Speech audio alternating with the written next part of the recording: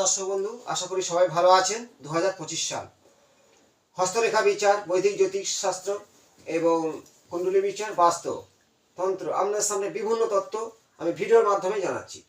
যদি তো আমার বেশিরভাগ বাস্তু আর হস্তরেখা বিচারটা করি। এবার যদি কেউ আমাকে দেখাতে চান, আমার চেম্বারের নতুন একটু চেম্বার নিয়েছি দক্ষিণেশ্বর মন্দিরের সামনে, যোগাযোগ করবেন আমার ফোন নম্বরে বা ওখানে ব্রাঞ্চ আছে। এবং দক্ষিণেশ্বরে সোমবার করে আমাকে পাবেন। আর মরহাট, বারাইপুর আছে পরপর। আর সোমবার ডেটটা হচ্ছে কি আমার দক্ষিণেশ্বর। যদি কেউ অনলাইনে পেটিশন করেন, আমি 8টার পর থেকে 11টা পর্যন্ত অনলাইন পেটিশন করি। ভিজিট হতে 500 টাকা। কেউ দেখাতে চাইলেন আমাকে ফোনে যোগাযোগ করতে পারেন। আজ শুরু করবো মীন রাশি 2025 সালে সারা বছরটা কেমন যাবে এবং সারা বছরের ফল বলবো এবং কিছুটা তার সম্পর্কে জানা দরকার।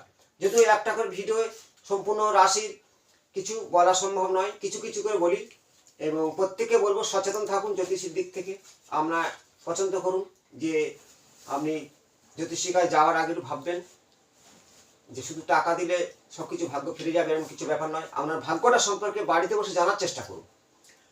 আর প্রত্যেককে বলবো যে ভিডিও দেখে কমেন্টে জানান আপনার সমস্যা, চেষ্টা করবো ভিডিওর মাধ্যমে তুলে ধরার। এবং ভালো থাকবেন। আমি চেষ্টা করছি আপনাদের জন্য বাড়িতে বসে প্রতিকার দেওয়ার। কিছুদিন পর থেকে দেবো আমার ভিডিওগুলো, প্রত্যেকে শেয়ার করবেন। আর নতুন যারা সাবস্ক্রাইব করবেন, নতুন তত্ত্ব আপনার সামনে পৌঁছে যাবে। মীন রাশি জলতত্ত্বের কালপুরুষের শেষ রাশি হলো 12 নম্বর। মানে কাল সেই 12টা ভাবকে বলা হয় 12টা রাশি, 12টা লগ্ন। তাই লাস্ট রাশি হলো মীন রাশি। মীন রাশির অধিপত্য দেবতা হলো দেবগুরু বৃহস্পতি, যে জ্ঞানের ভান্ডার, শিক্ষক, দেবতাদের গুরুদেব। কিন্তু মীন রাশি আমার অভিজ্ঞতা অনুযায়ী প্রচুর ক্লায়েন্টকে দেখেছি আমি যে এদের ভাগ্যটা খুবই নাটা ঝামটা খেয়ে একটু দেরিতে ভাগ্য করে। 1 নম্বর পয়েন্ট, মীন রাশি জলতত্ত্বের রাশি। জলতত্ত্বের রাশি, রাশির দুটো প্রতীক আছে, দুটি মাছ, একটি মাছ আর একটি মাছের পিছনে ছুটছে। তাই এদের জীবনে এরা হচ্ছে কি প্রেম ভালোবাসা পাওয়ার জন্যে আকুল ব্যাকুলতা, মনের মতো প্রেম বা ভালোবাসা পায় না, বারবার ধোঁকা খায়। কারণ প্রতীক হলো মাছ। মাছের প্রতি সবার একটা নজর থাকে এবং দেখতে মাছ অনেকে খায় না মাছ, কিন্তু দেখে মাছ এবং গভীর সমুদ্রের মাছ এই জালে জড়িয়ে যাওয়া জন্যে এদের বারবার মানুষকে বিশ্বাস করে ঠকে এবং অল্পতে এরা ভুলে যায়। এরা খুব আবেগে, মানে মনে এদের আবেগ সৃষ্টি হয় অনেক কিছু জিনিস জানার জন্যে, শেখার জন্যে। কিন্তু ভালো গুরু পেলে ভালো শিক্ষক পারে, গুরু যদি না ভালো মেনে তাদের শিক্ষাটা হয় না। কিন্তু এরা শিক্ষার প্রতি অনেক আগ্রহ থাকে। আর মাছের ব্যাপারটা হলো সহজভাবে আপনারা জানেন যে যে কোনো মাছ জালে জড়িয়ে যায়, তার মানুষের প্রভাবে এরা বারবার জড়িয়ে যায় অপরকে উপকার করার জন্যে। সেই যে উপকারের বিনিময়ে কিছু পায় না এবং এরা ফ্যামিলিকে আঁকড়ে ধরে রাখতে চায়। এরা প্রচুর নরম মনের মানুষ। জল একটা পাত্রে থেকে আরেকটা পাত্রে দিলে এরা সেই পাত্রে রূপ ধারণ করে থাকে। কিন্তু মনের মতো প্রেমিকা পেলে এরা তাকে জড়িয়ে থাকবে। কিন্তু এদের হচ্ছে কি একটা নেগেটিভ স্বভাব হলো কি, জল তো চঞ্চলতা বৃদ্ধি, কখনো মানে উতাল, কখনো নর্মাল। তা সমুদ্র কখনো পূর্ণিমার যে অমাবস্যা পূর্ণিমার যে উতাল পাতাল হয় সেইভাবে এদের মনটা উতাল পাতাল। মাছ একই জায়গায় থাকে না ঠিকঠাক, এরা মাছ ছুটকে বেড়ায়। তার জন্য এরা ঘুরতে বেড়াতে বিভিন্ন জায়গায় যেতে এদের ভালোবাসে। এরা বেশিরভাগ ওই সব ভালোবাসে এবং প্রাকৃতিক জিনিসকে এরা পছন্দ করে থাকে। কিন্তু মনের এদের গভীরতা, সমুদ্রের গভীরতা আছে। সমুদ্রের তলায় যেমন সমুদ্রের ঢেউ দেখে আমরা ভয় পাই, কিন্তু সমুদ্রের গভীরে খুব মানে শান্ত ভাব আছে। তাই জলের সামনে গেলে মানুষ যেন শান্ত ভাব অনুভব করে। এদের মনের মধ্যে একটা অনেক শান্ত ভাব আছে। এরা উগ্র, প্রথমে এদের মুখ কথা ভাষায় বা এদের হচ্ছে অনেক সময় দেখলে উগ্র মনে হয়, কিন্তু মনটা খুবই নরম মনের মানুষ। তার জন্য এরা বারবার ঠকে এবং মানুষ এদেরকে দিয়ে মানে কাজ আগিয়ে নেয় নিজের স্বার্থের জন্য। এদেরকে ব্যবহার করা হয় মীন রাশি জাতক বা জাতিকার ক্ষেত্রে। আমি কিছুটা কার কথা নিয়ে বললাম। বর্তমান সঞ্চার, গ্রহদের যে সঞ্চার হয় সেইভাবে বর্তমান আমি সঞ্চারটা তুলে ধরেছি যে বর্তমান মহাকাশে যে গ্রহদের সঞ্চার, কিভাবে গ্রহদের এখন অবস্থিত আছে। যদিও প্রত্যেকটা গ্রহর ডিগ্রি মান 30 এবং চলমান হলো সবচেয়ে ধীরগতি হলো শনি, যে একটা রাশিতে 2.5 বছর থাকে। আর সবচেয়ে কম দিন থাকে চন্দ্র, যে 2.5 দিন থাকে। চন্দ্র আমাদের রাশি তৈরি করে, যেখানে চন্দ্র বসবে সেখানে তার রাশি সৃষ্টি হবে। আর লগ্ন যেখানে সূর্যকে ধরে লগ্ন সৃষ্টি করা হয়, তেমন লগ্ন হচ্ছে কি যেখানে থাকবে সেটা লগ্ন হবে। 12টা লগ্ন 12টা রাশি। তাহলে আপনার যদি মীন রাশি বা মীন লগ্ন হয়ে থাকে, আপনার সাথে আমি যে কারো কথাটা বললাম কিছুটা মিলবে, বা অনেকের ক্ষেত্রে সম্পূর্ণ মিলতে হবে। কারো কথাটা অনেক বড়, আমি কিছুটা বললাম। এবং তাই মীন রাশি বা মীন লগ্ন জাতক জাতিকাদের ক্ষেত্রে 2025 সালে কতটা ভালো কতটা মন্দ সে সম্পর্কে কিছুটা ফর্মুলা আমি জানাবো। যেমন শনি 2.5 বছর থাকে একটি ঘর, আর নিজের ঘরে বসে থাকলে 30 বছর পরে যায়। তাই শনি এখন নিজের ঘরে আছে, কুম্ভ রাশিতে বসে আছে, কিছুদিনের মধ্যে মীন রাশিতে প্রবেশ করবে। শনি হলো ধূরের গ্রহ, শনির যে কালার নীল, নীল রং। শনি হচ্ছে কি যে ন্যায় নীতিবাজ, শনি ছাড়া ভাগ্য করে না। তেমন শনি প্রত্যেকটা মানুষের জীবনে কর্মের ফলদাতা হিসেবে আসে। আপনার যদি কর্ম ভালো হয়, শনি আপনার ভাগ্য করে দেবে। যদি আপনার মধ্যে কর্ম খারাপ হয়, তাহলে কর্মের ফলদাতা শনি হিসেবে আপনার সমস্যায় ফেলবে। তা শনিকে দেখে ভয় পাওয়ার কোনো কারণ নেই, আপনি সৎ হয়ে থাকুন, আপনার শনি ভাগ্য করবে। তাই বর্তমান শনি আছে একাদশ ঘরে, কুম্ভ রাশি ঘরে বসে, মীন রাশি ঘরে প্রবেশ করবে। শনির আগে পিছে 7.5 বলা হয়।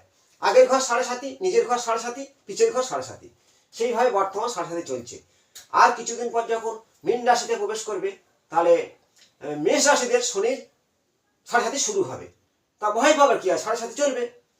শনি খুবই শান্ত, ন্যায় নিষ্ঠাবান। শনি কিন্তু পীড়িত হলে, খারাপ হলে তাদের কষ্ট দুঃখ যন্ত্রণা ভোগ করতে হয়। তেমনি আজ যে বিষয় হলো, শনি মীন রাশির ঘরে প্রবেশ করবে, 7.5 চলছে, পূর্ণ 7.5 শুরু হবে। তাতে কি মীন রাশির সমস্যা হবে? না। মীন রাশির অধিপত্য করে দেবগুরু বৃহস্পতি, শনি বৃহস্পতির সমভাব, 1 নম্বর পয়েন্ট।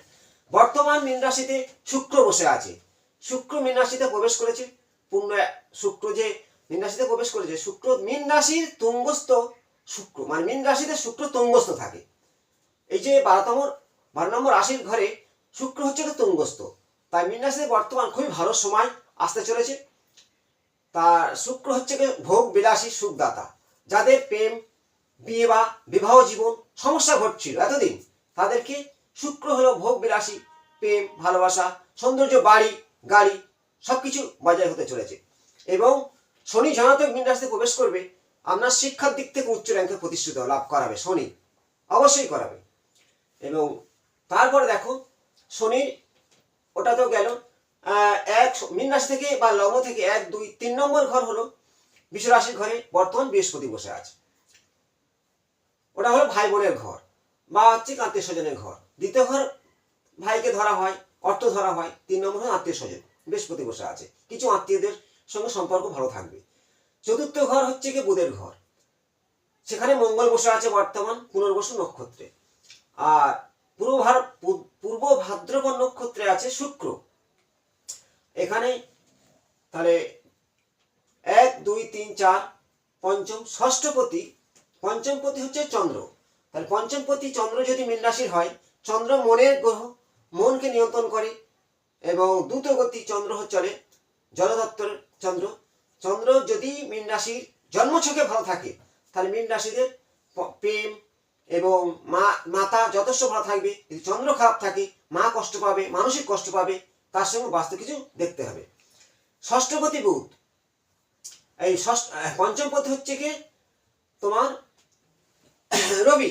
পঞ্চমপতি রবি, যে পিতা এবং প্রেম, পঞ্চমপতি ঘরতে বিষয় করে।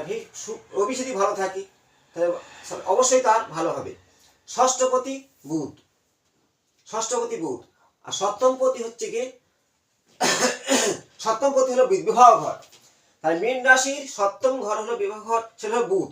সপ্তমপতিকে বুধ, বুধ যদি পীড়িত হয়ে অষ্টমে যায়, দ্বাদশে যায়, ষষ্ঠে যায়, তাহলে বিবাহের জন্য অনেকটা সমস্যা দেবে। তাহলে সপ্তমপতি বুধ। অষ্টমপতিকে, অষ্টমপতি হলো শুক্র, সেই শুক্র যদি অষ্টমে যায়, তাহলে সেই জাতক বা জাতিকার ক্ষেত্রে অষ্টম ঘর থেকে জ্যোতিষতন্ত্র এবং শিক্ষা লাভ অর্জন করতে পারবে, কিন্তু নেগেটিভ কিছুটা আসবে, সেটা হলো চারিত্রিক দোষ থেকে। অষ্টমপতি। নবম ভাগ্যপতি কি? ভাগ্যপতি হচ্ছে কি है তোমার মঙ্গল। ভাগ্যবতী হচ্ছে মঙ্গল, ভাগ্যবতী মঙ্গল। তাহলে এখানে থেকে দেখো কাউন্ট করলে এক লগ্ন থেকে বা রাশি থেকে 1 2 3 4 5 6 7 8 9 9 নম্বর ঘরটা বৃশ্চিকের ঘর, ছিল ভাগ্যের ঘর। সেই ভাগ্যবতী হচ্ছে মঙ্গল। মঙ্গল যদি চতুর্থ ঘরে বসে তাহলে বাড়ি গাড়ি অবশ্যই বানাবে, সম্পত্তির মালিক হতে পারে এই ধরনের। কিন্তু মঙ্গল বর্তমান কোথায় আছে এরপরে আসবে। মঙ্গল এখন বর্তমান মিন থেকে 1 2 3 4 নম্বর ঘরে বসে আছে। তাহলে মঙ্গল এখন যথেষ্ট তার ভালো ফল দান করবে। সেইভাবে ভাগ্যবতী হচ্ছে মঙ্গল। দশম পতিকে শনি। এবার শনির কথা আমি যাব। আষাঢ় গ্রহ তো 40 দিন 42 দিন, হ্যাঁ, এদের হচ্ছে ডিউ। সূর্য 1 মাস। তাহলে মেন হলো বৃহস্পতি, রাহু এবং শনি, এদের হচ্ছে কি বহুত দিন থাকে, মানে 1 বছর 1.5 বছর 2.5 বছর। তাহলে এখানে দশমপতি যদি শনি হয়ে থাকে, একাদশপতি, তাহলে এখান থেকে দেখুন 1 2 3 4 5 6 7 8 9 10, একাদশপতি শনি। তাহলে একাদশপতি শনি নিজের ঘরে প্রবেশ করবে, মীন রাশিতে প্রবেশ করবে। একাদশপতি শনি যে আয়ের মালিক, কতটা আয় দেবে? আমি তো মনে করি শনি 7.5 মীন রাশি চলবে, কিন্তু একাদশপতি হিসাবে নিজের ঘরে প্রবেশ করবে মীন রাশিতে, আয় ইনকাম তার জীবনে একটা ভালো সৌন্দর্য আস্থা হতে চলেছে। যদিও তার কর্মের ফলদাতা শনি, তার কিছুটা আগের জন্মের ফলের ওপর নির্ভর করবে তার ভাগ্য। এবারে বলবো শনি দুটো ঘর মীন রাশির ক্ষেত্রে। দেখো এখান থেকে কাউন্ট করে ফার্স্ট হাউস থেকে 1 2 3 4 5 6 7 8 9 10, একাদশ ঘরে শনি, দ্বাদশ ঘরে দুটো শনি, মানে দুটো অধিপতি হলো শনি, ব্যয় এবং আয়। এবারে আমি একটা জিনিসকে মীন রাশি নিয়ে ভালো করে বলছি, আপনারা মন দিয়ে শুনুন। মীন রাশি একাদশপতি শনি আর দ্বাদশপতি শনি। দ্বাদশপতি শনি ব্যয়ের দিক থেকে দ্বাদশ ঘর, আর আয়ের দিক থেকে সেটাও শনি একাদশ ঘর। তাহলে সেই শনি নিজের ঘরে বসবে, আয় ব্যয়ের হিসাবটা সমানে থাকবে, আয় যতটা ব্যয় ততটা। বর্তমান 2025 সালে মীন রাশিদের ক্ষেত্রে যতটা আয় হবে ততটা ব্যয় হবে, স্থিতি কিন্তু হবে না। এটা শনি হচ্ছে আয় ব্যয় দুজন মালিক হলো শনি। সেই শনি মীন রাশিতে নিজের ঘরে প্রবেশ করবে এবং 2.5 বছর ওই মীন রাশির ঘরেই থাকবে। তাহলে আয় ব্যয়টা আমি মীন রাশিতে জানাতে যাচ্ছি যে কতটা আয় হবে 25 সালে, ততটাই ব্যয় হবে, যতটা আয় ততটা ব্যয়। আর আপনার কর্মের উপর নির্ভর করবে আপনার ভাগ্য।